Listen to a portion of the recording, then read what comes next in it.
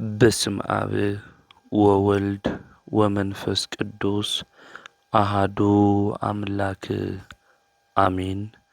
ይትባረክ እግዚአብሔር አምላከ አበዊነ ለዘአብጽሐነ እስከ ዛቲ ሰዓት ቅድሙ ኩሉ ልዕሊ ኩሉ ናብዛ ሰዓት እዚኣ ዘብጽሐና ናይ አቦታትና ናይ ቅዱሳን አምላኽ ናትና እውን አምላኽ ቅዱስ እግዚአብሔር ስሙ ዝተኸበረን ዝተመስገነን ይኹን።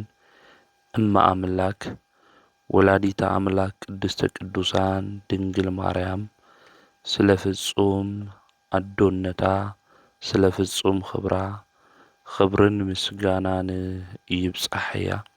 ከምኡ እውን ቅዱሳን አቦታትና ቅዱሳን አዴታትና ብዝተውሃቦም ክብሪ መጠን ኩሉ ምስጋና ይብጻሕዮም።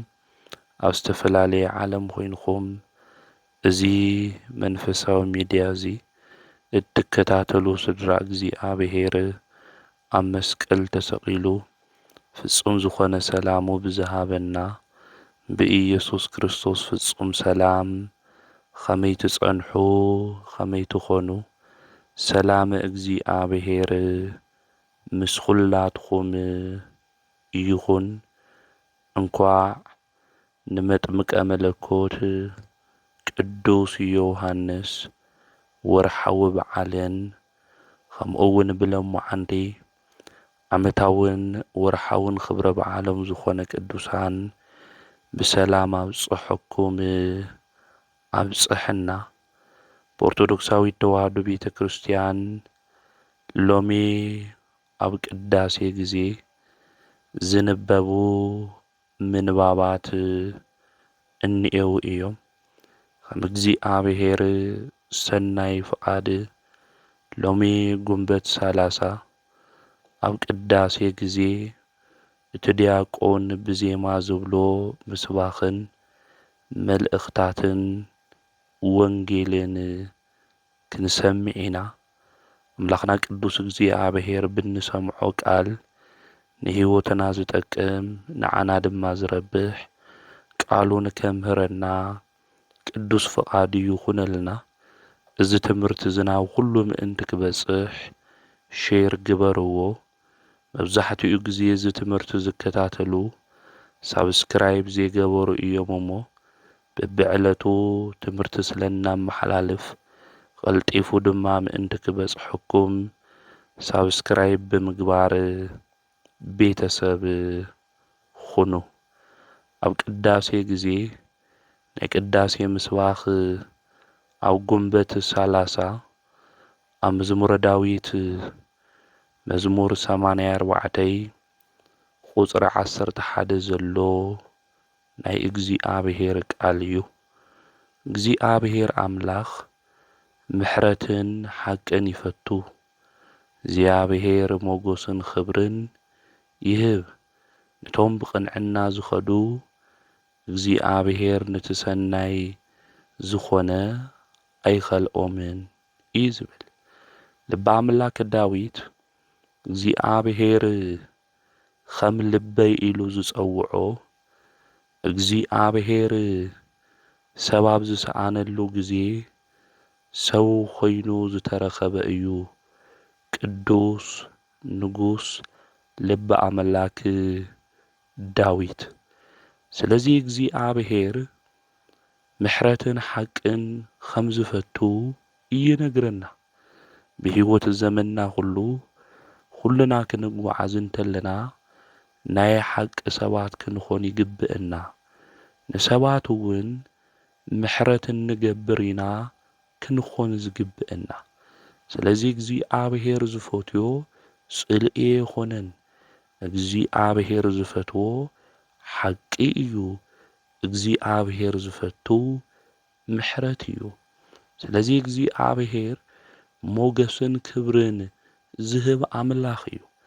እግዚአብሔር ኣብ ቅድሚ ሰባት ሞገስ ክህልወና ምእንቲ ክገብረና ኣብ ቅድሚ ሰባት ድማ ተፈተውቲ ምእንቲ ክገብረና እንድሕር ደሊና ኮይንና ሓቂ ክህልወና ናይ ጽድቂ መንገዲ ድማ ሒዝና እንጓዓዝ ናይ ምሕረት ሰባት ክንኾን ይግብአና። ሓደ ሻዕ ሰባት እኮ ካብ መሬት ተላዒሎም ንዓይ ይጸልኡኒ እዮም፣ ሰባት እኮ ንዓይ ኣይፈትዉን ኢልና ንናገር ኢና። ነገር ግን ኣብ ቅድሚ ሰባት ሞገስን ክብርን ንደሊ እንድሕር ኾይንና ካብ ኃጢአት ርሒቕና እግዚአብሔር ኣምላኽና ብፍጹም ልብና ክነምልኾ እንተለና ልኡ ድማ ክንግዛእ እንተለና ብሓቅን ብጽድቅን ክኾን እንተሎ ሞገስን ክብርን ዝህብ እግዚአብሔር እዩ። እግዚአብሔር ድማ ኣብ ልዕሊ ሰባት ዝተፈተውና ሞገስ ክብሪ ዘለና ክንኾን ንኽእል ኢና ማለት እዩ። ስለዚ ሞገስን ክብርን እንደሊ ኩሉ እዚ ኩሉ ዝህብ መን እዩ እንድሕር ኢልና እግዚአብሔር እዩ። ካብ እግዚአብሔር እንድሕር ርሒቕና ኃጢአት በደል እንድሕር ነሰራሕና ንኸድ ኾይንና ግን ሞገስን ክብርን ከም ዘይንረክብ ክንፈልጥ ክንርዳእ ይግብአና። ስለዚ ነቶም ብቕንዕና ዝኸዱ እግዚአብሔር ነቲ ሰናይ ዝኾነ ኣይኸልኦም እዩ ዝብል። ድሌት ልብና ኩሉ ሻዕ እግዚአብሔር ኣምላክ ክበና ንደሊ ኢና።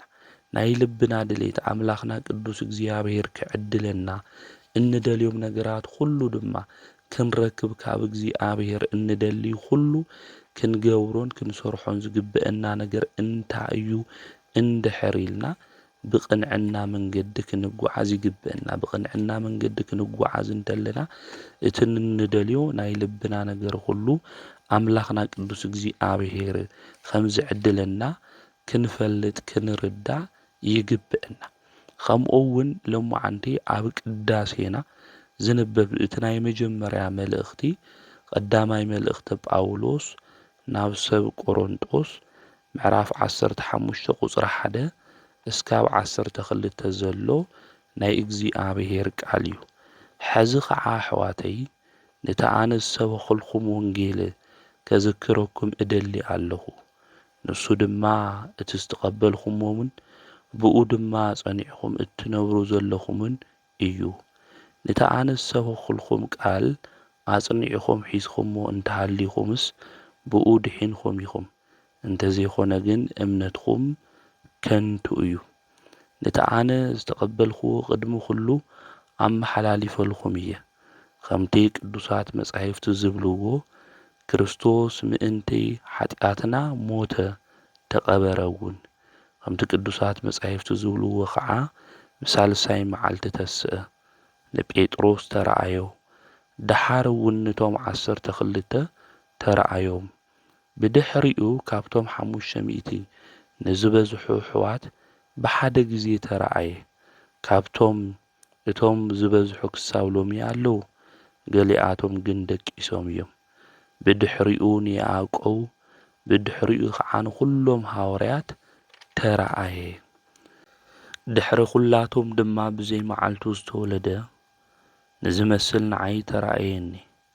ኣነ ካብ ኩላቶም ሐዋርያት ዝነኣስኹ እየ። ነታ ቤተ ክርስቲያን እግዚአብሔር ዘሳጎክዋ ስለ ዝኾንኩ ከዓ ሐዋርያ ክበሃል ዘይግብአኒ እየ። እቲ ኾይነዮ ዘለኹ ግን ብጸጋ እግዚአብሔር እየ ኾይነዮ ዘለኹ። እቲ ንዓይ ዝሃበኒ ጸጋ ከዓ ከንቱ ኣይኮነን፣ እኳ ደኣ ሕልፊ ኩላቶም ጻዕርኹ። እንተኾነ እቲ ኣባይ ሓዲሩ ዘሎ ጸጋ እግዚአብሔር እዩ እምበር ኣነ ኣይኮንኹን። እምበኣር ኣነ ኾንኹ ንሳቶም ነዚ ኢና እንሰብኽ ዘለና። ንስኻትኩም እውን ነዚ ኢኹም ዝኣመንኹም። ቅዱስ ጳውሎስ ኣውዚ ዝነግረና ዘሎ ብዛዕባ መድኃኒት ንሱ ኢየሱስ ክርስቶስ ካብ ሙታን ብኹሩ ኾይኑ ከም ዝተንስአ ቅዱሳት ሐዋርያት ድማ ከም ዝተገለጸሎም እዩ ቅዱስ ጳውሎስ ዝነግረና ዘሎ። ናይ ክርስቶስ ትንሣኤ መሰረት ሃይማኖትና እዩ። ክርስቶስ ካብ ዘይትንስእ ነይሩ ስብከትና ኩሉ ከንቱ ምኾነ ኢሉ ቅዱስ ጳውሎስ ዝተናገሮ ንዚ እዩ። እምነትና እውን ከንቱ ክኾን ነይሩ እዩ ክርስቶስ ካብ ሙታን ካብ ዘይትንስእ ነይሩ ኢሉ እውን ዝተናገረ ንዚ እዩ። ስለዚ ጎይታ መድኃኒት ኢየሱስ ክርስቶስ ብናይ ባዕሉ ስልጣን ካብ ሙታን በኹሩ ኾይኑ መግነዝ ፍትሑለይ መቃብር ክፈቱለይ ከይበለ ብሕቱም መቃብር ካብ ሙታን ስፍራ ብሓቂ ተንሲኡ እዩ። ነዚ ድማ ምስክራት ንሕና ኢና እናበለ እዩ ቅዱስ ጳውሎስ ዝናገር ዘሎ። ቀጺሉ ድማ ብዘይ መዓልቱ ዝተወለደ ንዓይ እውን ተራእይኒ እዩ ኢሉ ኣብ ደማስቆ ክርስቲያን ከሳድድ ክኸድ እንተሎ ጳውሎስ ሳኦል ሳኦል ንምንታይ ኢኻ ተሳድደኒ ኢሉ ጎይታ ተገሊጹሉ እዩ። ስለዚ ኣነ ሃዋርያ ክበሃል ይግብአኒ ኢሉ እውን ክናገር እንተሎ ኣውዙይ ንምልክት ኢና። ንቅዱስ ጳውሎስ ትሕትንኡ ዝገርም እዩ። ቅዱሳን ሕይወቶም ኩሎም ክንምልከት እንተለና ብትሕትና ዘጌጸ እዩ። ጎይታ መድኃኒት ኢየሱስ ክርስቶስ እውን ካባይ ተምሃሩ ኣነ ብልበይ ትሑትን የዋሃን እየ ኢሉ እውን ኣምሂርና ገሲጽና እዩ። ስለዚ ቅዱስ ጳውሎስ ካፍቶም 12 ሃዋርያት እውን ይኾነ በአገልግሎቱ መልእኽቲ ብምጽሓፉ ሃዋርያ እዩ መምህር እዩ ኢልና ኢና እንጽውዖ። ናብ ጎይታ 12 ደቀ መዛሙርቲ ግን ምስኦም ይኾነ ቁጥሩ ናይ ቅዱስ ጳውሎስ ምስቶም 72 ኣርድእቲ ምዃኑ እያ ቅድስቲ ቤተ ክርስቲያን እትነግረና እተርድአና። እቶም 12 ሃዋርያት እንብሎም ቅዱስ ጴጥሮስ፣ ቅዱስ ዮሐንስ ከምኡ እውን ቅዱስ ያዕቆብ እናበልና እንዝርዝሮም እዮም 12 ሃዋርያት። ቅዱስ ጳውሎስ ግን ሃዋርያ ኢልና እንጽውዖ ንሃዋርያነት አገልግሎት ስለዝፈጸመና ስለዝሰርሐ እዩ ቅዱስ ጳውሎስ ማለት እዩ። ስለዚ ጸጋ እግዚአብሔር በዚሕለ እዩ ኣነ ብምሕረቱ የእግዚአብሔር ሁሉ ነገር ዓዲልኒ እናበለ ብምሕረት እግዚአብሔር ሁልና እውን ከም ዝደሓና ጠጠው እውን ከም ዝበልና ቅዱስ ጳውሎስ ይነግረና እዩ። እዚ ጸጋ እግዚአብሔር ግን ሁልና ነስተውዕሎለና ዶ? ከዚ ጠጠው ኢልና ንኸድለለና ጤና ዝሃበና ምግቢ ክንበልዕ ዝኸኣልና ፀሓይ ዝወፅእ ዘሎ ለኣትው ለሎ ጉልበት ሓይሊ ሃልዩና ስራሕ እንሰርሕ ለለና ምሕረት እግዚአብሔር በዚሕልና እዩ።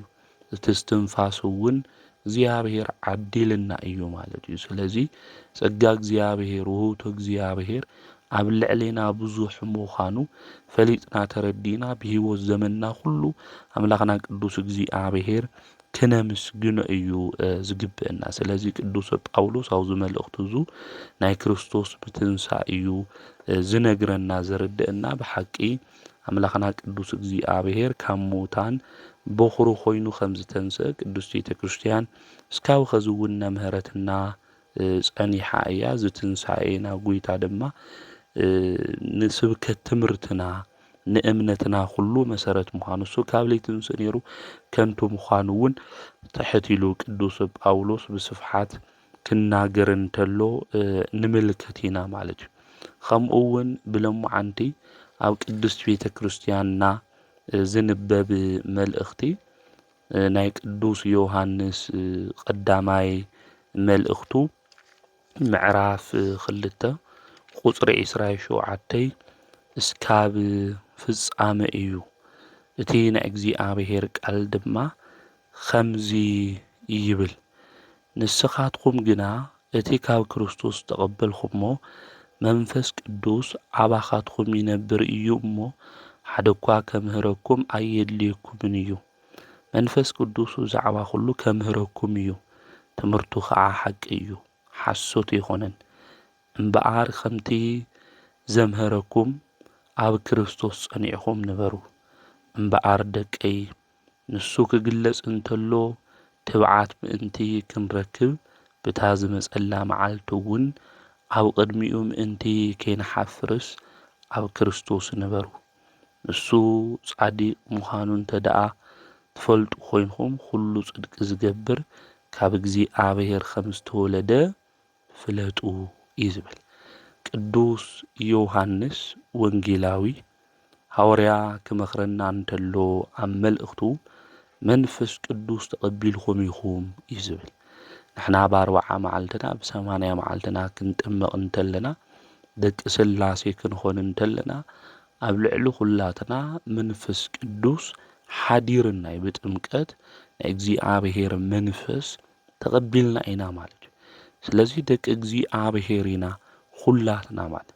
ስለዚ ናይ እግዚኣብሔር መንፈስ መንፈስ ጽድቂ መንፈስ ቅዱስ ተቐቢልና ኢና። ናይ መንፈስ ቅዱስ ትምህርቱ ድማ ኩሉ ሻዕ ሓቂ እዩ። እዚ ሓቂ ትምህርቲ እዚ ድማ ቤተ ክርስቲያን ኩሉ ሻዕ መምህራን ጌራ ተምህረና። ስለዚ ኣብዚ ትምህርቲ እዚ ክንጸንዕ ከም ዝግብአና ጎይታ ድማ ከም ዝመጽእ እዩ ዝነግረን። ንሱ ክግለጽ እንተሎ ንሱ ክመጽእ እንተሎ እቲ ዝተምሃርናዮ ትምህርቲ ኣብ ተግባር ለዊጥና ክንሰርሖ እዩ ዝግብአና። ንሱ ዝግለጸሉ ግዜ እንኤ እዩ። ትብዓት ድማ ክህልወና ይግባእ።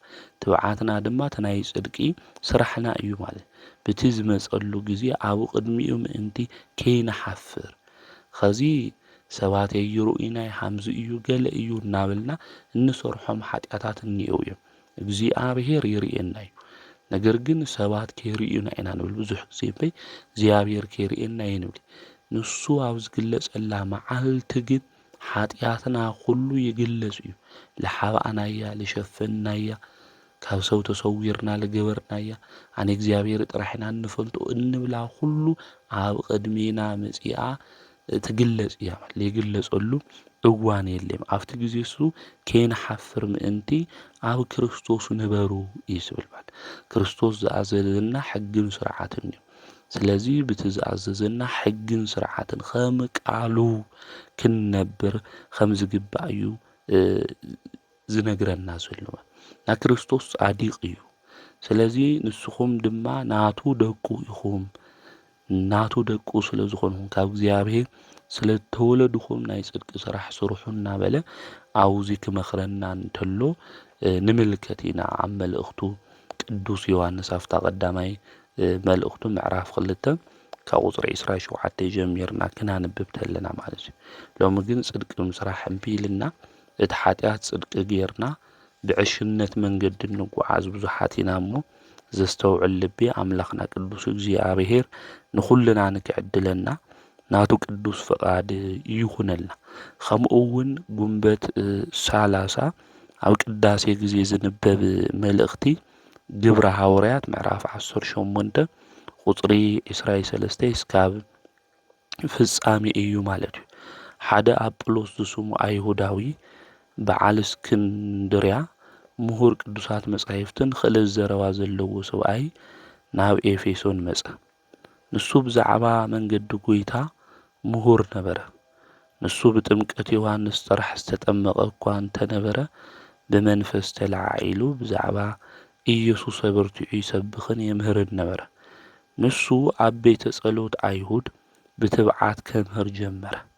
ጵርስቅላን ኣቂልያን ንሰምዕዎ ኸዓ ናብ ገዝኦም ወሲዶም መንገዲ ጎይታ ጽቢቖም ረድእዎ።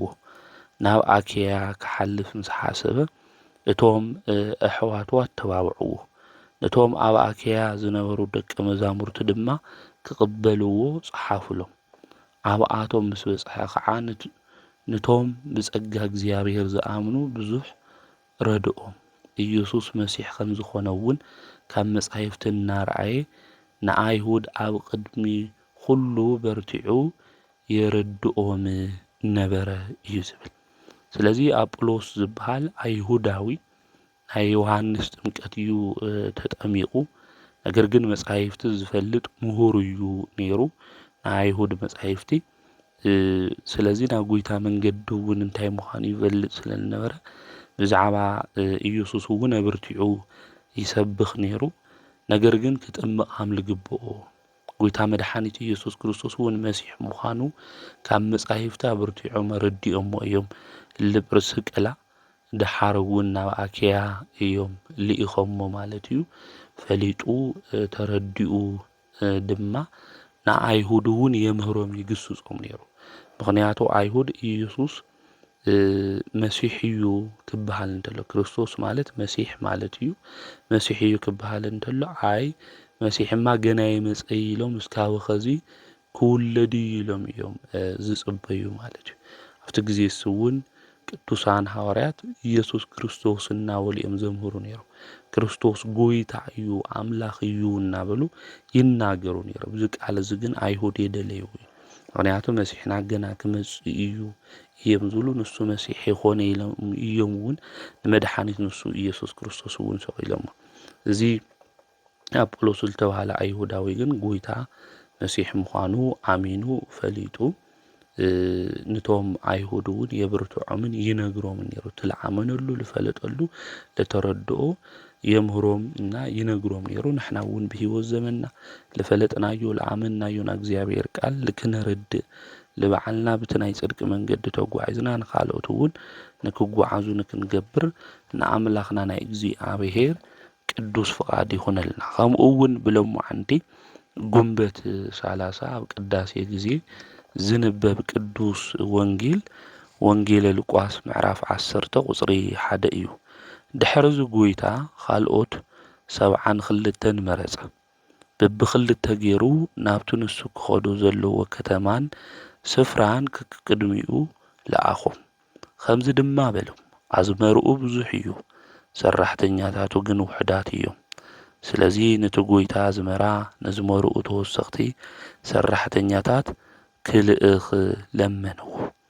ደጊም ክዱ እንሆ ኣነ ከም ኣባጊዕ ናብ ማእኸል ተኩላ ሰደኩም ኣለኹ። ሳንጣ ወይን ከረጢት ወይ ኣሳእን ኣይተሓዙ።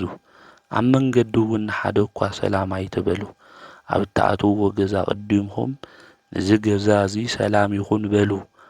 ኣብኡ ናይ ሰላም ሰብ እንተሃልዩ ሰላምኹም ኣብኡ ክሓድር እዩ። እንተዘይሃልዩ ግን ሰላምኹም ናባኻትኩም ክምለስ እዩ። ኣብታ ገዛ ከዓ ተቐመጡ። ንሰራሕተኛ ዓሱ ይግብኦ እዩ እሞ ዘቕረብልኩም ብልዑን ስተዩን።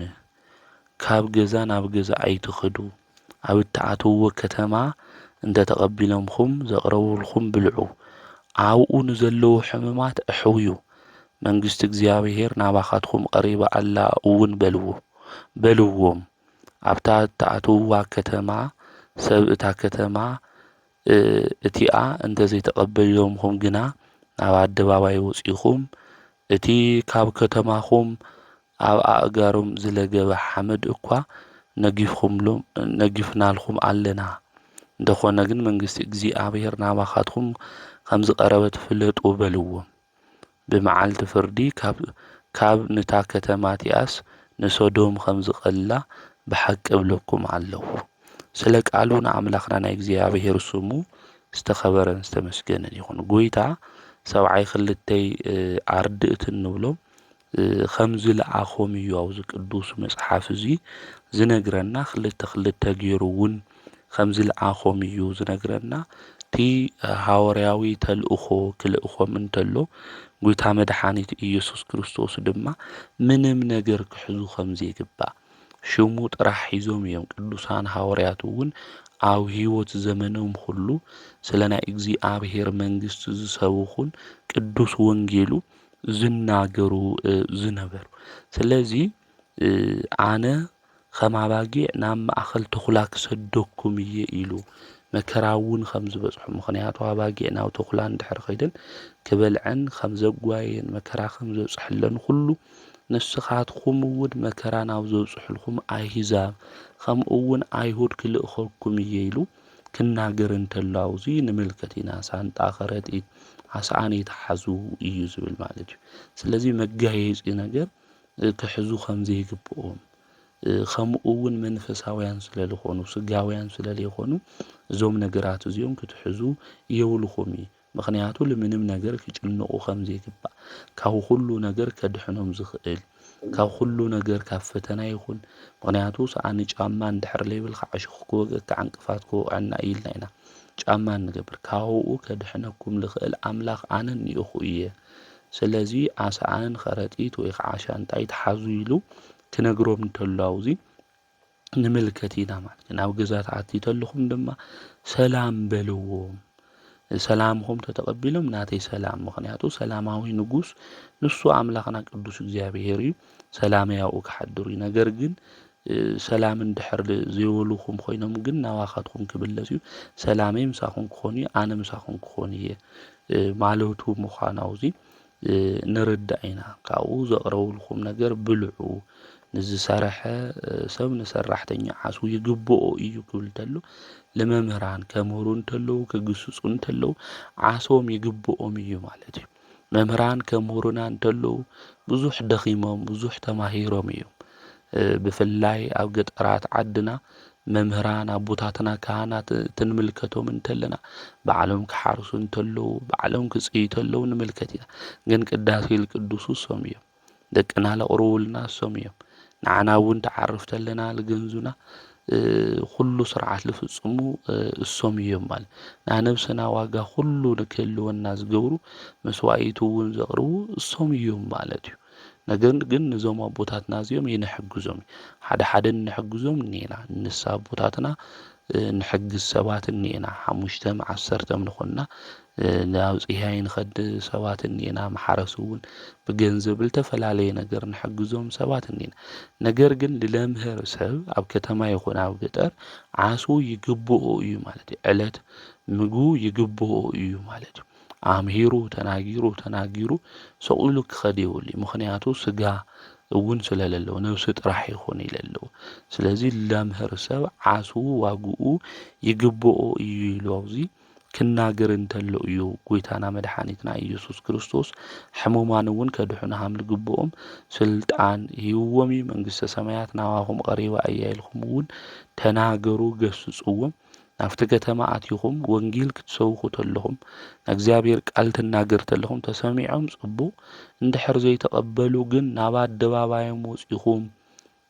ናይ ከተማ ኹም ሓመድ ኣራጊፍናኒ እናበልዎም እዩ እንኳን ካባኹም ገንዘብኹም ክንቅበል ምግብኹም ክንበልዕ ሓመድኹም እውን ኣውዙኒኦ እዚ ማለት ሓመድኹም ኣራግፉ ኢሉ ጎይታ መድኃኒት ኢየሱስ ክርስቶስ ክናገር እንተሎ ሓመድ ካብ ጫማና ይራገፍ ይፍለይ ዝሓመድ እዚ ካብ ጫማና ተራጊፉ ከም ዝተፈለየ ሁሉ ስኹም እውን ካባና ሕብረት ካብ ቅዱሳን ሕብረት ተፈልይኹም ኢኹም ክብልዎም እንተለዉ እግዚአብሔር ቃል ይሰምዕ በእግዚአብሔር ሕግ መንገድ ላይ ከድሰሩኩ ካብ መን ሕብረት ይልፍለይ ካብ ቅዱሳን ሕብረት እዩ ዝፍለይ እዚ ክብሉ እንተለዉ እዮም ናይ እግርኹም ጫማ ኣራግፉ ኢሉ ጎይታ ክእዝዞም እንተሎ ከምኡ እውን ናይ ጫማኹም ሓመድ ኣራግፉ ኢሉ ጎይታ መድኃኒትና ኢየሱስ ክርስቶስ ወይም ካብ ኣእጋርኹም ዝለገበ ሓመድ እንታይ ገበሩ ኣራግፉ ኢሉ ክናገር እንተሎ ብስጋኹም መቕሰፍቲ ብነፍስኹም ድማ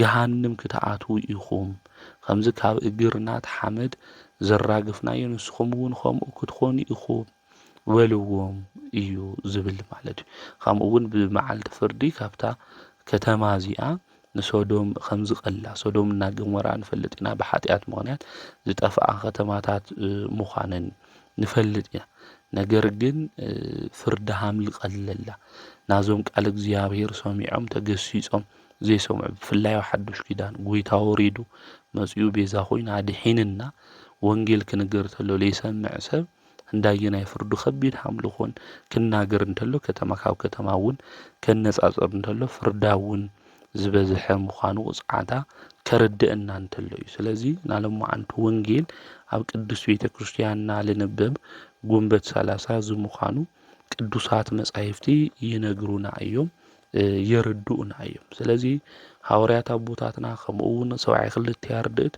ጎይታ ክእዝዞም እንተሎ መንግስተ ሰማያት ቀሪባ እያሞ ንስሓ እተውና ወልኹም እንታይ ገበሩ ስበኹ ኣምህሩ ገስጹ ኢሉ እዩ ልኢኽዎ እዚ ቃል እዚ ድማ ኣብ ምድረ በዳ ኮይኑ መጥመቀ መለኮት ቅዱስ ዮሐንስ መንግስተ ሰማያት ቀሪባ እያሞ ንስሓ እተው እናበለ ዝናገር ዝነበረ ናይ እግዚአብሔር ድማ መንገዲ ጸራጊ እዩ ቅዱስ ዮሐንስ መጥምቅ ለማዓንቱ እውን ወርሓዊ በዓሉ እናኽብረሉ ማለት እዩ ኣብዚ ኣብ ወንጌል ማርቆስ እውን ክናነብብ እንተለና እንሆ ጎደና እግዚአብሔር ጽረጉ መንገድታቱ እውን ኣቕንዑ እናበለ ናይ ሓደ ኣብ ምድረ በዳ ዝእውጅ ድምጺ ቅድሜኻ መንገዲ ዝጸርግ ልኡኸይ እሰደልካ ኣለኹ ዝብል ከም ዝተጻሓፈ ዮሃንስ ኣብ ምድረ በዳ እናጥመቐ ንስርየት ኃጢአት ዝኸውን ናይ ንስሐ ጥምቀት እናሰበኸ መጸ እዩ ዝብል።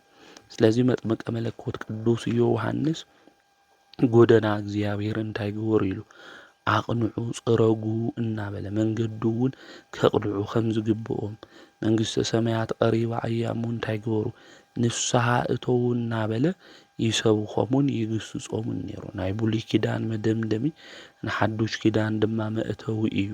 ለዚእና ርእሰ አውደ ዓመት ቅዱስ ዮሐንስ ኢልና እውን ካብ ሓደ ዓመት ናብ ካሊእ ዓመት ክንመጽእ እንተለና ብሽሙ እውን ዝሰየምና እዩ። ስለዚ ኣብ ምድረ በዳ እውን እዩ ቅዱስ ዮሐንስ ዓውዩ ማለት እዩ።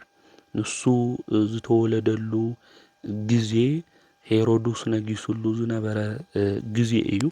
ጎይታና መድኃኒትና ኢየሱስ ክርስቶስ ድማ ድሕሪ 6 ወርሒ እዩ ተወሊዱ። መጥምቀ መለኮት ቅዱስ ዮሐንስ ዝተወለደ ድሕሪ 6 ወርሒ ካብ ቤትና ካብ ቅድስተ ቅዱሳን ካብ ድንግል ማርያም ተወሊዱ እዩ። ሰብአ ሰገል ድማ መጺኦም ናይ አይሁድ ንጉስ አቤኒ ኢሎም ስለልተናገሩ ጎይታ ልምጥፋእ ኢሉ 2 ዓመት በታሕቲ ለለዉ ህፃናት ሁሎም ንክቅተሉ እዩ ሄሮድስ አዚዙ ማለት መን ክኾን ይኽእል ኢሉ እውን ሓሲቡ እዩ።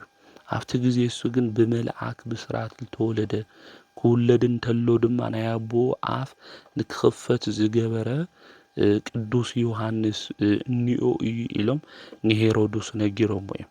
ኣብዚ ግዜ እዚ ዘካርያስ ካህኑ ጻዲቅ እዩ። ኣብ ቅድሚ እግዚአብሔር እውን ጻድቃን ከም ዝነበሩ ቅዱስ መጽሓፍ ወንጌላዊ ቅዱስ ሉቃስ እውን ይናገር እዩ ስለ አቦኡ ካህኑ ዘካርያስና ቅድስት ኤልሳቤጥና።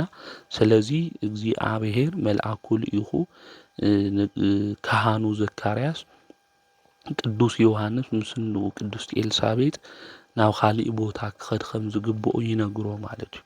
ኣብዚ ግዜ እዚ ኤልሳቤጥ ወዳ ሒዛ ናብ ምድረ በዳ እያ ተሰዲዳ ማለት እዩ። ካህኑ ዘካርያስ ግን ኣብ ቤተ መቅደስ ነይሩ። ወታደራት መጺኦም ላፍቲ ቤተ መቅደስ ኣትዮም ወድኻ በይኒኦ ኢሎሞ ወደይማ የለይ ኢልዎም ማለት እዩ። ድሕርዚ ኣምፀዩ ኢሎሞ የለይ ምስ በሎም ኣብ ቤተ መቅደስ እንታይ ገይሮሞ እዮም ማለት እዩ ደሞሲሶሞ ኸይዶም እዮም። ጎይታ መድኃኒት ኢየሱስ ክርስቶስ እውን ካብ አቤል ጀሚሩ እስካብ ናይ ባራኪ ወዱ ዝኾነ ዘካህኑ ዘካርያስ ደም አቦታትኩም አፍሲሶም ኢሉ ክናገር እንተላው ቅዱስ ወንጌል ንምልከት ኢና ማለት እዩ። ስለዚ አዲኡ ላብ ምድረ በዳ ሒዛቶ ኸይዳ ገና ብህፃንነቱ እናሃለወ አዲኡ ዓሪፋ እያ። ነዚ ቅዱስ ዮሐንስ ኣብ ምድረ በዳ ክዓቢ እንተሎ ናይ በረኻ መዓር እዩ በሊዑ ክዳኑ እውን ናይ ግመል ጸጉሩ እዩ ነይሩ። ወይኑ እውን ዝሰትየ ነበረ እዩ። ምክንያቱ መልአኩ ቅዱስ ገብርኤል እውን መጺኡ ከብስራ እንተሎ ወይኒ ክሰቲ ዘስክር ወይኒ ክሰቲ ከም ዘይብሉ ንኣዲኡ ንቅድስት ኤልሳቤጥ ና ቅዱስ ዮሐንስ መጥምቀ መለኮት ናይ ልደቱ እና ናይ ጽንሰቱ ነገር ክናገር እንተሎ ከብስራ እንተሎ ዘስክር ወይኒ ክሰቲ ከም ዘይብሉ እውን ነጊርዋ እዩ። ስሙ እውን ዮሐንስ ከም ዝበሃል ዝመልአክ መጺኡ ተናጊሩ ብሓጎስና ደስታ ድማ ከም ዝኸውን ኣብ ቅድሚ እግዚአብሔር ዓውይ ከም ዝኾነ ወይኒ ዘስክር መስተ ከቶ ኣይሰቲን እዩ ኢሉ ተናጊርዋ እዩ ማለት። ገና ኣብ እንኡ ማሕፀን እናሃለወ እውን መንፈስ ቅዱስ ክመልኦ እዩ ኢሉ ተናጊርዋ። ስለዚ ቅዱስ ዮሐንስ ኣብ እንኡ ማሕፀን እናሃለወ እውን መንፈስ ቅዱስ ዝመልኦ እዩ። ኣብ ቅዱስ መጽሓፍ ክናንብብ እንተለና ኣብ እንኡ ማሕፀን ኮይኑ መንፈስ ቅዱስ ክመልኦ እዩ ዝተባሃለ እምበይ መንፈስ ቅዱስ መልእዎ ዝብል ኣብ ቅዱሳት መጻሕፍቲ ንረኽብ። ቅዱስ ዮሐንስ ግን ኣብ እንኡ ማሕፀን እናሃለየ መንፈስ ቅዱስ እንታይ ዝኾነ ልመልኦ እዩ። መዓዝ መንፈስ ቅዱስ መልእዎ እንድሕር ኢልና ቤትና ቅድስተ ቅዱሳን ድንግል ማርያም ናብ ዘካርያስ ገዛ ክትኸድ እንተላ ክጸንሲ ኸይሉ ቅዱስ ገብርኤል ከብስራ እንተሎ ዝኸመይ ክኸውን ይኽእል ኢላ ክትናገር እንተላ እታ መኻን ዝን ዝተባሃለት ኤልሳቤጥ ጸኒሳ እያ። ካብ ትጸንስ 6 ወርሒ ኮይኑዋ እዩ። እግዚአብሔር ዝሰኣኖ ነገር የለይም ኢሉ ለድንግል ማርያም ቅዱስ ገብርኤል ተናጊርዋ ነይሩ። ስለዚህ ቤትና ቅድስተ ቅዱሳን ድንግል ማርያም ድማ ናብ ዘካርያስ ገዛ ናብ እምባታት ይሁዳ ትርከብ ሓንቲ ከተማ ኸይዳ ነይራ ማለት ቤትና ድንግል ማርያም ድማ ሰላም ክትብል እንተላ ንኤልሳቤጥ ድማ ዘመዳ ጓልሓትና ስለ ዝኾነት ድምጻ ክትስምዕ እንተላ ኣብ ማህፀና ዝነበረ ናይ ኤልሳቤጥ ህፃን ተሰራሲሩ መንፈስ ቅዱስ እውን መሊእዋ እዩ ማለት እዩ። ስለዚ ቅዱስ ዮሐንስ ናይ ድንግል ማርያም ሰላምታ ምስተሰምዐ ኣብ ማህፀን ገና እናሃለየ ኣብንኡ መንፈስ ቅዱስ ክመልኦ እዩ ከም ዝበለ ቅዱስ ገብርኤል መንፈስ ቅዱስ ዝመልኦ ጻዲቅና ቅዱስ እዩ ቅዱስ ዮሐንስ ማለት እዩ። ስለዚ ዝመጥምቀ መለኮት እዚ ኣብ ምድረ በዳ እዩ ዓብዩ ማለት እዩ።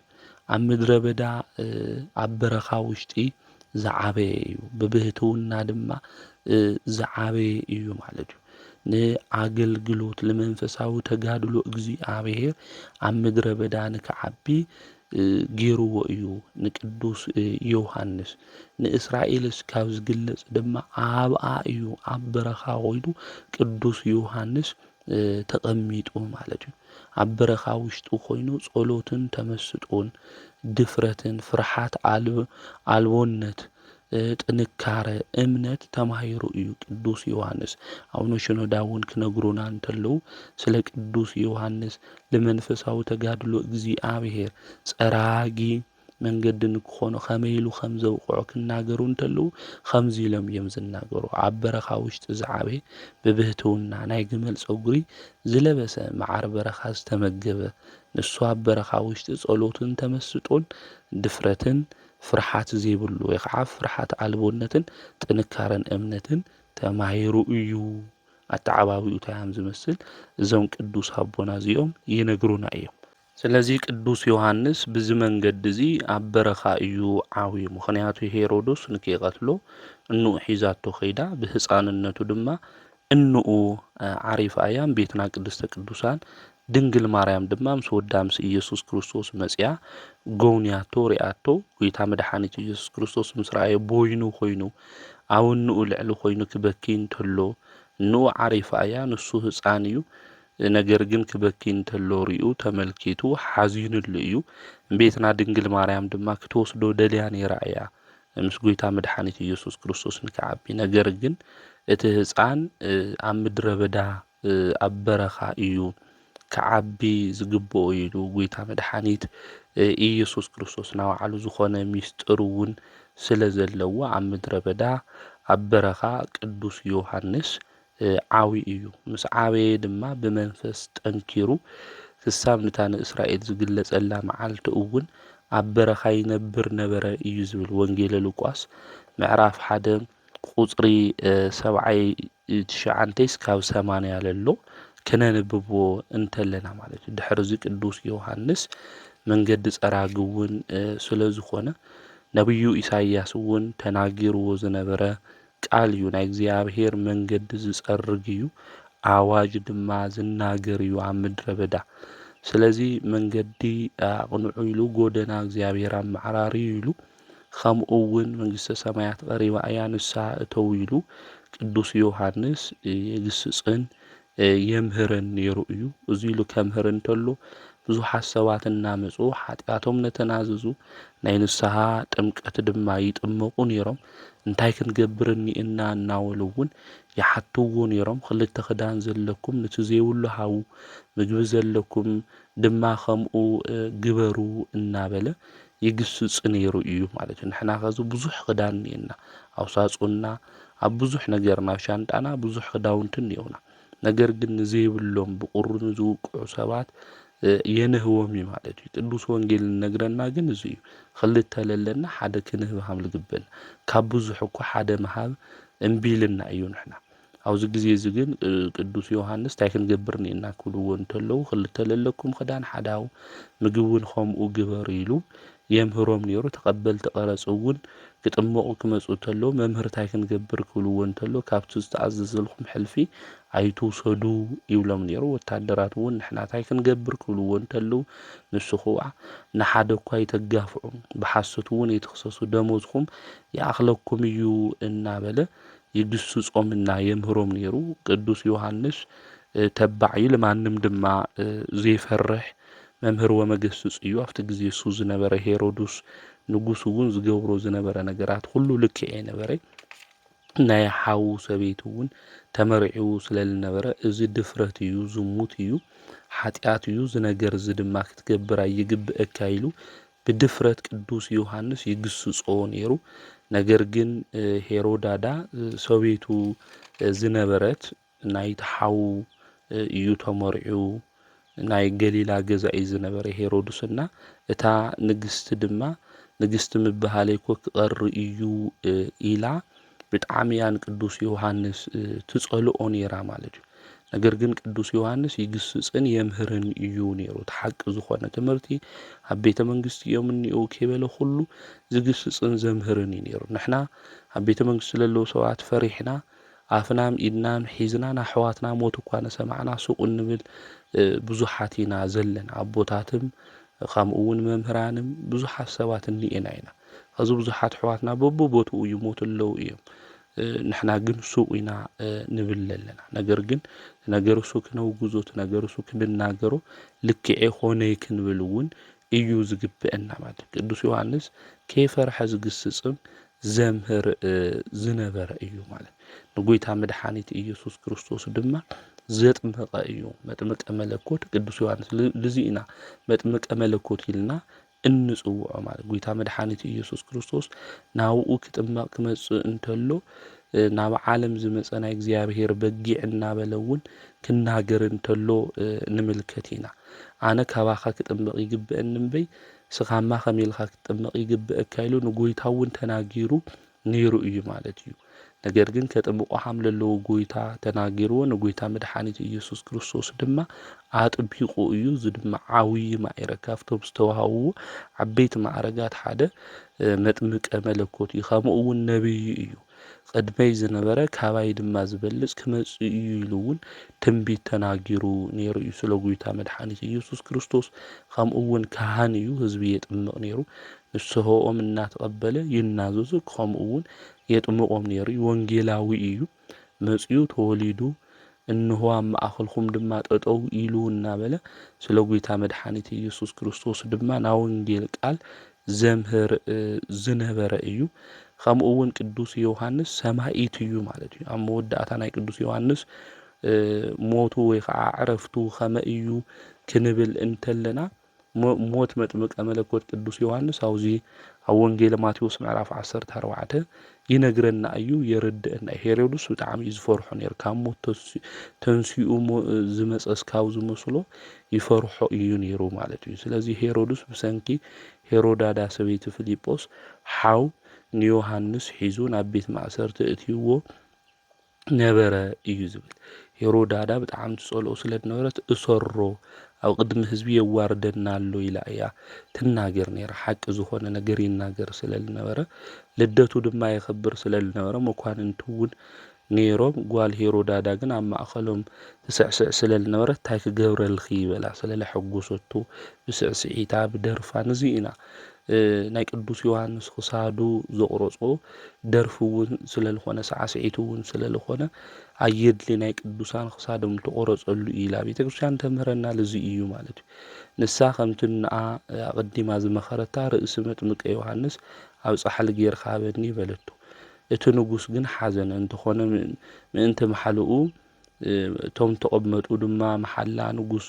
ኣቲ እዩ ንቃሉ ክብል ሰብሊ ኢኹ ድማ ናይ ቅዱስ ዮሐንስ ርእሲ ካብ ቤት ማእሰርቲ ሰይፎም ንካምፁ ድማ ኣዚዙ እዩ ማለት ስለዚ ቅዱስ ዮሐንስ ንክሞት ዝገበረ ሓቂ ስለልመስከረ ስለ ሓቂ ድማ ስለልተናገረ ሰማዒት ኮይኑ እዩ ሄሮዳዳ ዝሓሰበታ እዩ ናይ ቅዱስ ዮሐንስ ርእሲ ተዋሂዋ ክትጫወቱ ኣብ ጻሕሊ ጌራ ዓይኑ ክተውፅኦ ክትቅልደሉ እያ ደልያ እግዚአብሔር ግን ክንፊ ሂብዋ ነታ ናይ ቅዱስ ዮሐንስ ርእሲ 15 ዓመት እውን ንክተምህር ገይርዋ እዩ ማለት እዩ ስለዚ ቅዱስ ዮሐንስ ከምዚ ዝበለ ሰማዒት እዩ ነዚ እዩ ባርከኒ እንሳ በረከትከ ነበለ ቅዱስ ያሬድ እውን ዝተናገረ ነዚ እዩ ውስተ ርእሰ አውደ ዓመት ተጽሕፈ ተስካርከ ነበለ ዝተናገረ ለዚ እዩ ማለት እዩ ስለዚ ርእሰ አውደ ዓመት ኢልና እንጽውዖ እውን ዝኽሩ ሽሙ እውን ዝኾነ ብቅዱስ ዮሃንስ እዩ ከም ተዓንተወለልናዩ ናይ ብሉይ ኪዳን ከምኡ እውን ሓዱሽ ኪዳን መሸጋገሪ እዩ እዚ ነቢይ እዚ ማለት እዩ። በዚ ምክንያት እዚ ርእሰ አውደ ዓመት እውን ቅዱስ ዮሃንስ ንክበሃል ሊቃውንቲ ቤተ ክርስቲያን ይነግሩና እዮም። ስለዚ ቅዱስ ዮሃንስ ህይወቱ ክንሪኦ ከለና ብቃሉ ዘምህረና እዩ። ጸጋ ካብ እግዚአብሔር ዝተቀበለ እዩ፣ መንፈስ ቅዱስ ዝሓደሮ እዩ። ነገር ግን ካብ እግዚአብሔር ጸጋ ከመይልና ክንቅበል ሃም ልግብአና እምነት ሚስጥራት ከምኡ እውን ምግባር ንክህልወና ዝግስጸና ዘምህረና እዩ። ብፍላይ ቅዱስ ዮሃንስ ስለ ወልደ ዋህድ ኢየሱስ ክርስቶስ የምህርን ይግስጽን እዩ። ሓደ ሰብ ጸጋ ካብ እግዚአብሔር ክቅበል እንድሕር ደልዩ እምነት ክህልዎ እዩ። እዚ እምነት እዚ ድማ እግዚአብሔር ወልድ ኢየሱስ ክርስቶስ አምላኽ እዩ ጎይታ እዩ ክብል ይግባእ። እዚ ድማ ናይ ዘለዓለማዊ ህይወት ንረክብ ኢና። ኢየሱስ ክርስቶስ ጎይታ እዩ አምላኽ እዩ እንድሕር ኢልና አሚንና ኮይንና ናይ ዘለዓለም ህይወት ከም ንረክብ ቅዱሳት መጻሕፍቲ ይነግሩና እዮም ማለት። ና ቅዱስ ዮሃንስ እውን ኣብቲ ግዜ እሱ ዝነበሩ ሰባት እምነት ንክህልዎም ይግስጾምን የምህሮምን ነይሩ እዩ ማለት። ሚስጥራት እውን ክካፈሉ ከም ዝግባእ ንስሓ እተው እናበለ ይግስጽ፣ መንገድኹም ኣቕንዑ እናበለ ይናገር ማለት። ንሕና እውን ካብ እግዚአብሔር ጸጋ ክንቀበል እንድሕር ኮይንና መጀመርያ ብኡ ክንኣምን እምነት ክህልወና እኒአዎ። ቀፂልና ድማ ሚስጥራት ክንካፈል ይግባእ፣ ንስሓ ክንኣቱ ይግባእ፣ ቅዱስ ቁርባኑ ክንቅበል እውን ይግበአና። ከምኡ እውን ናይ ጽድቂ ምግባር እውን ክህልወና ይግባእ። ኣቱም ውሉደ ኣትማን ካብዚ ዝመጽእ መዓት ከተምልጡ መን ነገረኩም እዩ ዝብሎም ነይሩ። ብዙሓት ሰባት ናብ ቅዱስ ዮሃንስ ናብኡ ክመጹ እንተለዉ ማለት እዩ። ስለዚ ንምግባር ጽድቂ ንክገብሩ ፍረ ዘይብሉ ኦም እንድሕር ሃልዩ ተቆሪጹ ናብ ሓዊ ከም ዝኣትዉ እውን የምህሮምና ይግስጾም ነይሮም። ንሕና እውን ፍረ ሃይማኖት ጽድቂ ክህልወና ይግባእ። ስለዚ ካብ እግዚአብሔር ጸጋ ክቅበል ዝደሊ ሰብ እምነት ሚስጥራት ምክፋል ከምኡ እውን ምግባረ ጽድቂ ክህልዎ ይግባእ። ስለዚ ብቃሉ ቅዱስ ዮሃንስ እዚ ኩሉ የምህርን ይግስጽን ነይሩ። ብህይወቱ ድማ ቅዱስ ዮሃንስ መጥምቀ መለኮት ንኩልና የምህረና እዩ። ትሑት እዩ ቅዱስ ዮሃንስ። ንስኻ ክርስቶስ ዲኻ ክብልዎ እንተለዉ ኣነ ክርስቶስ ይኮንኹ ኣብ ምድረ በዳ ድምፆ ስሚዑ ዝናገር እየ መንገዲ ጸራጊ እየ ክብል ተሎ ኣነ መእሰሪ ጫምኡ እኳ ክፈትሕ ዘይግብአኒ ኢሉ ክናገር እንተሎ እንዳየናይ ትሑት ምዃኑ ቅዱስ ዮሃንስ ንምልከቲና ንርኢና። ጸጉኡ ተጠቂሙ ድማ ፍረ ዘፍረየ እዩ ቅዱስ ዮሃንስ። ጎይታና መድኃኒትና ኢየሱስ ክርስቶስ እውን ስለ መጥምቀ መለኮት ቅዱስ ዮሃንስ ክናገር እንተሎ አውዚ አም ወንጌለ ማቴዎስ ምዕራፍ 11 ንምልከቲና ማለት እዩ። ስለ ናቱ ጎይታ መድኃኒት ኢየሱስ ክርስቶስ ክምስክረሉና ክናገር እንተሎ ንዮሃንስ እውን ከም ዝነኣዶ ወንጌለ ማቴዎስ ምዕራፍ 11 ቁጥሪ 7 ጀሚርና ክናነብብ እንተለና ይነግረና እዩ ማለት እዩ። እንታይ ኢኹም ክትርእዩ መጺኹም ናብ በረኻ ወጺኹም? ብንፋስ ነው ዝብል ሸምባቆ ድዩ? ወይስ እንታይ ኢኹም ክትርእዩ መጺኹም? ብቐጭን ክዳውንቲ ዘጌጸ ሰብ ድዩ?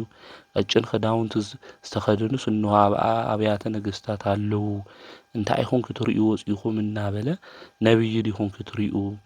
እወ እኳ ደኣ ካብ ነቢይ ዝበልጽ እዩ እብለኩም ኣለኹ። ንሱ እቲ ብዛዕባ እንሆ ኣነ ቅድሜኻ መንገድኻ ዝጸርግ ልኡኸይ ኣቐዲመ እልእኸካ ኣለኹ ተባሂሉ ዝተጻሕፈሉ እዩ እሞ እዩ ዝብል። ስለዚ ቅድሚ ክርስቶስ ናይ መንገዲ ጸራጊ ንብሎ መጥምቀ መለኮት ቅዱስ ዮሃንስ እዩ። ጎይታ እውን ክምስክር እንተሎ ንምልከት ኢና። ኣንስቲ ካብ ዝወለድኦም ካብ መጥምቀ ዮሃንስ ዝዓቢ ሓደ እኳ ከም ዘይትንስእ ብሓቂ እብለኩም ኣለኹ። ኣብ መንግሥተ ሰማያት ግና እቲ ካብኡ ዝንእስ እዩ ዝዓወዩ እዩ። ኣብ መንግሥተ ሰማያት እቲ ዝንእስ ይዓወየ ማለት መንግሥተ ሰማያት ብምሃብ መንግሥተ ሰማያት ብምእታው ካብኡ ዝንእስ ማለት ኣነ ማለት እዩ ክርስቶስ።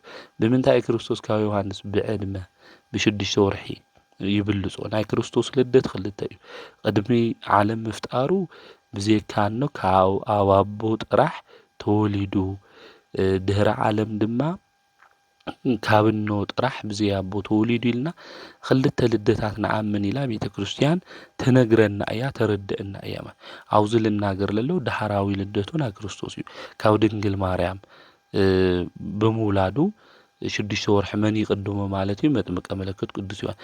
መንግሥተ ሰማያት ብምሃብ ግን መን ይበልጾ ኢሉ ኣነ በልጾ ምክንያቱ ክርስቶስ ፈጣሪ እዩ ቅዱስ ዮሐንስ ድማ ፍጡር እዩ ማለት እዩ ስለዚ ዝቃል እዚ ብዙይ ኢና ንትርጉሞ ኮይኑ ግን ኢየሱስ ክርስቶስ ንቅዱስ ዮሐንስ ከም ዝነኣድዋውዚ ንምልከት ኢና ቅዱስ ዮሐንስ ልንእደለሎ ፍጡር ይኾነ ፈጣሪ እዩ አምላኽ እዩ ጎይታ እዩ ስለዚ ኣብ መንግስተ ሰማያት ቅዱስ ዮሐንስ ከመይ ዝበለ ክብሪ እዩ እኒአዎ እዩ ናይ ቅዱስ ዮሐንስ ክብሪ እኮ ካብ ድንግል ማርያም ቀፂሉ ለሎ ክብሪ እውን ሃም ለለዎ ሊቃውንቲ ቤተ ክርስቲያን እውን ይናገሩ እዮም ካፍቶም ነቢያት ዝተባሃሉ ኩሎም ድማ ዝዓቢ ክብሪ ከም ዘለዎ እውን ጎይታ መድሓኒት ኢየሱስ ክርስቶስ ተናጊሩ እዩ ብቃሉ ብሂወቱ ዘምሃረና እዩ መጥምቀ መለኮት ቅዱስ ዮሐንስ ንጎይታ መድሓኒት ኢየሱስ ክርስቶስ እውን ለጥመቀ እዩ እና እዚ ቅዱስ እዚ ዝሰማይት እዚ ዝነብይ እዚ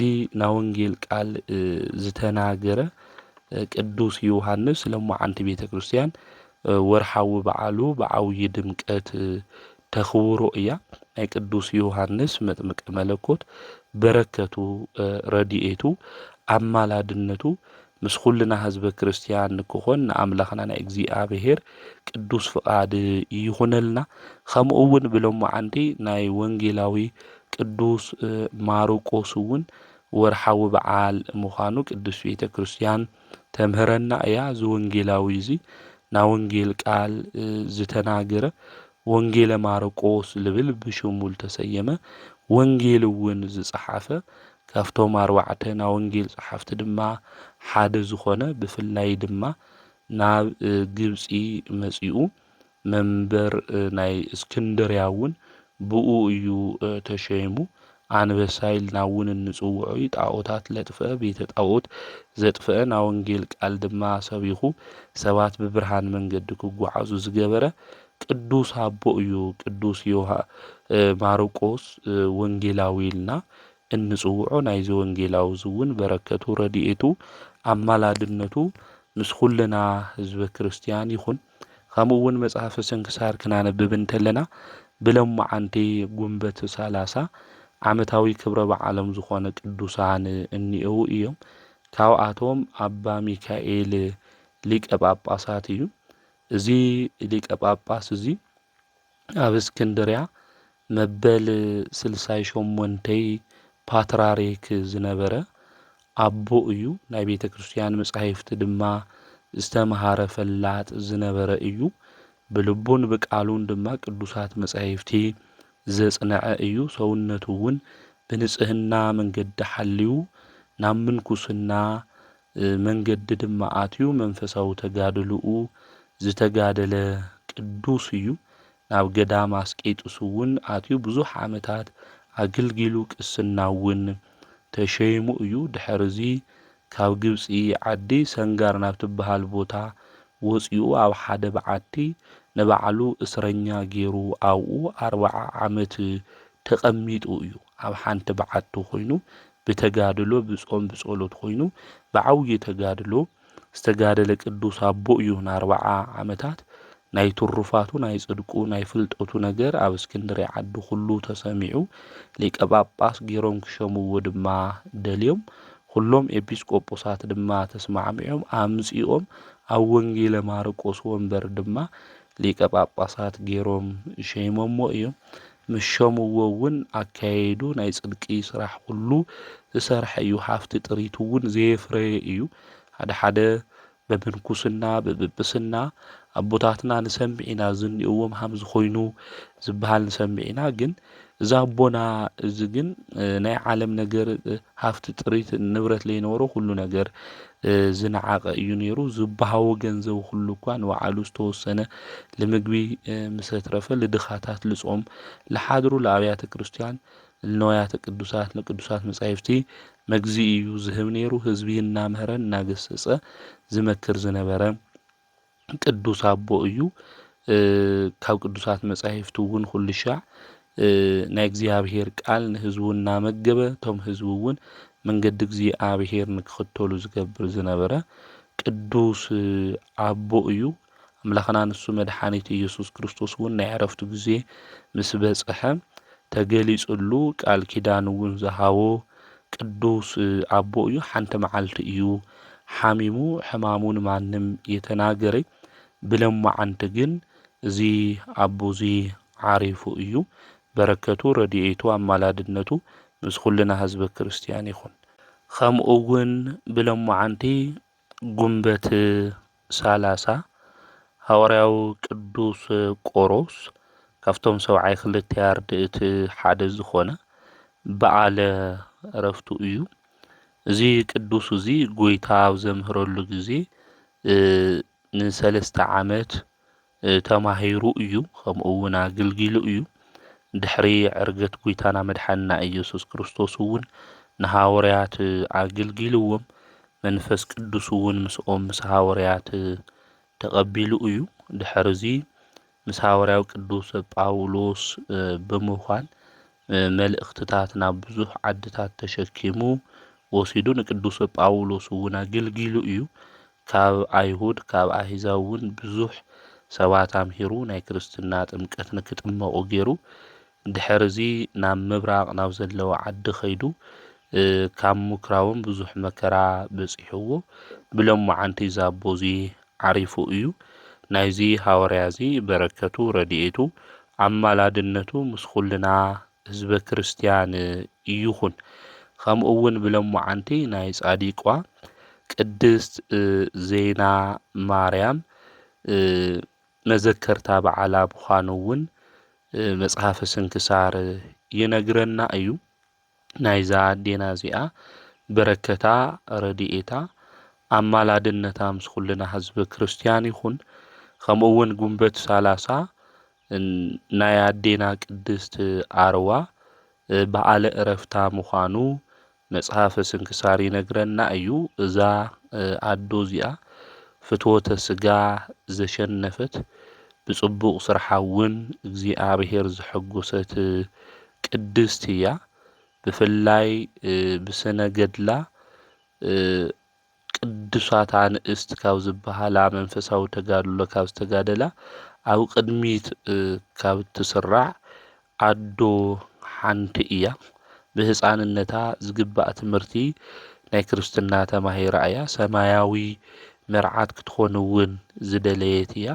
ብጣዕሚ መልክዓ ደስ ዝብል ነይሩ። ቁንጅናኣ ደስ ዝብል እዩ ነይሩ። ኣብቲ ዘመን እሱ ዝነበሩ ሰባት ክምርዐውዋ ይደልዩ ነይሮም እዮም። ንሳ ግን እዚ ቀረይክ ዝበሃል መልክዕ እኳ ቁንጅና እኳ እንተሃለዋ ነገር ግን ብድንግልና ኮይና መድሓኒት ንሱ ኢየሱስ ክርስቶስ ከተግልግል እያ ትደሊ። ብዙሓት ሰባት ድማ በብግዚኡ ይተናኸልዋ ነይሮም እዮም። ኣምላኻ ቅዱስ እግዚኣብሔር ድማ ካብዚ ነገር እዚ ንከድሕና ትጽሊ ነይራ እያ። ከምኡ እውን ፍትወተ ስጋኣ ብገድሊ ተጸሚዳ ዘሸነፈት ኣዶ እያ። መዋኢተ ፍትወት ተባሂላ ናይ ስጋ ድሌት ዘሸነፈት በዓወት ተባሂላ እውን እትጽዋዕ እያ። ናይ ቤተ ክርስቲያን ዜና ቤተ ክርስቲያን እውን እትድነቕ ኣዶ እያ። ደቂ ኣንስትዮ ኣሕዋተይ እውን ካብዛ ኣዶ እዚኣ ብዙሕ ትምህርቲ ትመሃራ ኢኽን። ሎሚ መልክዕ ንሰይጣናዊ ወይ ከዓ ሰባት ተሳሒቦም ብዘየድሊ ርኩሰት መንገዲ ንክጓዓዙ እናሳሓት ብዙሓት ኣሕዋት እኒአና ኢና። ንሳ ግን እዚ መልክዓ እዚ ሰባት ንከይሳሓቱ ብገድሊ ተጸሚዳ እቲ ናይ ስጋ ድሌት ኩሉ ትስዕር ዝነበረት ብዓወት እውን ዘሸነፈት እያ። ዝገርም መንፈሳዊ ሂወት እውን ዝነበራ ኣዶ እያ። ኩሉ ሻዕ ኣብ ቅድሚ ሰብ ድማ ጾም ጸሎት ካብኡ ብዝሓለፈ ድማ ምጽዋት እትህብ ዝነበረት እያ። ገንዘብ በዓል ጸጋ ወለዳ እውን ስለዝነበሩ ገንዘብ ትህብ ዝነበረት እያ። ሓደ እዋን ግን ተንኮለኛታት ሰባት ናይ ሓሶት ምስክር ሒዞም ብዘይጥፍኣታ ንፍርዲ ኣቕሪቦማ እዮም። እቲ ዳኛ እውን ናይ ሞት ፍርዲ እዩ ፈሪድላ። ብጭካነ ድማ ንክትቕተል ማለት እዩ ቀቲሎማ ድማ። እግዚኣብሔር ግን ካብ ሞት ዘልዕል ኣምላኽ እዩ። ንቅዱስ ጊዮርጊስ እውን 3000 ካብ ሞት ኣልዒልዎ እዩ። ነዚኣ እውን ካብ ሞተ ትንስእዋ እቶም ቀተልቲ ንክጽጸቱ እውን ገይርዎም እዩ። ድሕሪ እዚ ብንጽህና ምንባር ቀጺላ እያ ሓደ እዋን ድማ ካሊእ ብከቢድ ፈተና ድማ በጺሕዋ ማለት እዩ መልክዓ ብጣዕሚ ቆንጆ ስለነበረት ብመልክዓ ዝተማረኸ ሓደ መንእሰይ ግዜ ደልዩ ምቹው ግዜ ደልዩ ሰዓት ደልዩ ረኺብዋ ማለት እዩ ናይ ስጋ ፍቃዱ ክፍጽም አገደዳ ንሳ ድማ ዓቕሚ ሲኢና ማለት እዩ ክተሽንፎ እውን የኽኣለት ማለት እዩ እና ክዳኑ አውፂኡ ምስኣ ክራኸብ እዩ ደልዩ ንሳ ግን ናብ መሬት ወዲቓ እናሃለየት ናብ ፈጣሪኣ ለሚና ማለት ድንግልና ይሓልይዎ ናባኻ ክመጽእ እየ ዝደሊ ስለዚ እሱ እውን ሓጢኣት ከይሰርሕ ኣነ እውን እዚ ነገር እዚ ልከይገብር ነብሰይ ተቐበል ኢላ ኣምሪራ በኸየት እምቤትና ቅድስተ ቅዱሳን ድንግል ማርያም ቀልጢፋ መጺኣ ነብሳ ንክዓርግ እውን ጌራታ እያ ማለት እዩ እዚ መንእሰይ ዝላብ መሬት ደውሪዋ ነይሩ ላብዛ ቅድስቲ እዚኣ ዘወር እንተበለ ሞይታ ረኸባ ንሱ እውን ተጸጺቱ እዩ ማለት እዩ እና እዛ ኣዴና እዚኣ ድማ ብዙሓት ወገናት መጺኦም ብዝማሬ ቀቢሮማ እዮም ማለት ስለዚ ናይ ስጋ ድሌት ብተጋዱላ እንታይ ዝገበረት እያ ዘሸነፈት ዝሰዓረት እያ ማለት ንሕና ተንኾን ነርና እንኳን ሃም ዝበለ ሃሊውና ይኾነይ በዓልና ኢና ላፍትና ዝሙት ናብ ርስኸትና ሓጢያት እንኸድ ማለት መልክዕ እኳ ተዋሂብና ኣብ ልዕሊ መልክዕና ወሲኽና ሰባት ልምጥላፍ ሰባት ላብ ዘይኮን ነገር ልምውሳድ ብዙሕ ነገር ንገብር እኒአና ኢና ኩሉ ብልክዑ ብኣግባቡ ክኾን ሃም ዝግብኦ ቅዱስ መጽሓፍ ይነግረና ይርደና እዛ ኣዴና እዚኣ ግን ዝነበራ መልክዕ ኩሉ ብተጋድሉ እንታይ ትገብር ነበረት እያ ተሸንፍ ትስዕር ነበረት እያ እቲ ናይ ዝሙት ጸብ ዝመጽእ ዝነበረ ፈተና ዝመጽእ ዝነበረ ትስዕር ዝነበረት ኣዶ እያ እሞ ብተጋድሉ እውን ትልነበራ ውሽጣ ልመጹ ዝነበሩ ፈተናታት ብደገ እኳ ትኾኑ ዋላትና ውሽጢ ፈተናታት ትስዕር ተሸንፍ ዝነበረት ብዓወት እውን ዘሸነፈት እያ ኣነ እውን ድንግልናይ ካብ ልውሰድ ንሱ እውን ካብ ዝረክስ ሓጢኣት ካብ ልሰርሕ ነብሰይ ውሰድ ዝበለት ቅድስቲ ኣዶ እያ እሞ ካብዚኣ ብዙሕ ነገር ኢና ንምሃር ብዙሕ ነገር ኢና ንርዳእ ደቂ ኣንስትዮ ኣሕዋተይ ንኹልና ትምህርቲ ትኾነና ኣዶ እያ ማለት እዩ እዛ ኣዶ እዚኣ ንደቂ ተባዕትዮ እውን ተምህሮ ትምህርቲ እዩ ናይ ስጋ ድሌትና ከመይ ኢልና ብጾም ብጸሎት ብምጽዋት ከነሸንፋም ዝግብአና እውን ትነግረና እያ ደቂ ኣንስትዮ ጥራሕ እውን ይኾነ ናይ እዛ ኣዶ እዚኣ በረከታ ረድኤታ ኣማላድነታ ምስ ኩልና ህዝበ ክርስቲያን ይኹን ዘምህረና ዝገሰጸና ናይ ኣቦታትና ኣምላክ ቅዱስ እግዚአብሔር ስሙ ዝተኸበረን ተመስገነን ይኹን ወርሐ ጉንበት ብሰላም ዘፈጸመና እግዚአብሔር ክብርን ምስጋናን